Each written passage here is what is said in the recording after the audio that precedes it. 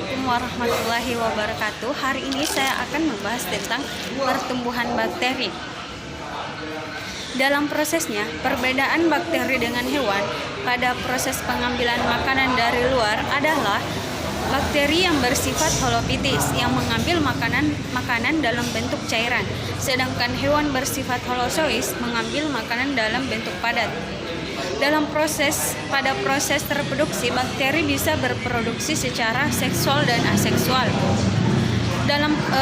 Kemudian pada fase pertumbuhan bakteri dibagi menjadi 4. Yang pertama fase inisial, kemudian fase eksponensial, yang ketiga fase stationary, dan fase deklinasi. Pada reproduksi seksual, peleburan bahan kromosom dari dua kuman sehingga timbul sifat kuman yang berasal dari dua induknya hanya terjadi pada kuman yang satu famili, seperti contoh bakteri Escherichia coli dan Shigella dysentery. Kemudian berdasarkan suhu pertumbuhan, kuman dibedakan menjadi 3. Yang pertama spirofilik, tumbuh pada kisaran 5-30 derajat Celcius dengan suhu optimum 10-20 derajat Celcius. Kemudian yang kedua mesofilik, tumbuh pada kisaran 10-45 derajat Celcius dan dengan suhu optimum 20-40 derajat Celcius. Yang ketiga termofilik ialah dia tumbuh pada kisaran 25-80 derajat Celcius dengan suhu optimum 50-60 derajat Celcius. Selanjutnya berdasarkan kebutuhan oksigen, kuman dibedakan menjadi 3.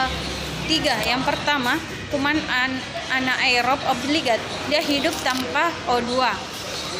Kemudian kuman aerob obligat ialah bakteri yang hanya hidup di dalam lingkungan O2 bebas. Yang ketiga, kuman fakultatif aerob, bakteri yang hidup di dalam lingkungan baik yang mengandung O2 bebas ataupun tidak.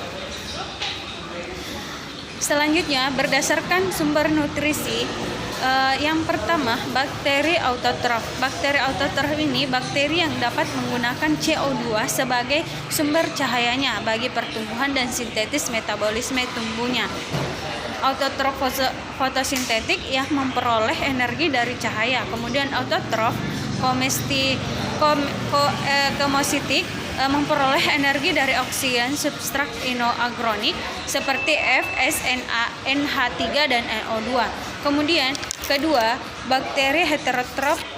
Bakteri ini hanya dapat menggunakan senyawa organik seperti karbohidrat sebagai sumber cahayanya. Itulah tadi sedikit tentang pertumbuhan bakteri. Terima kasih.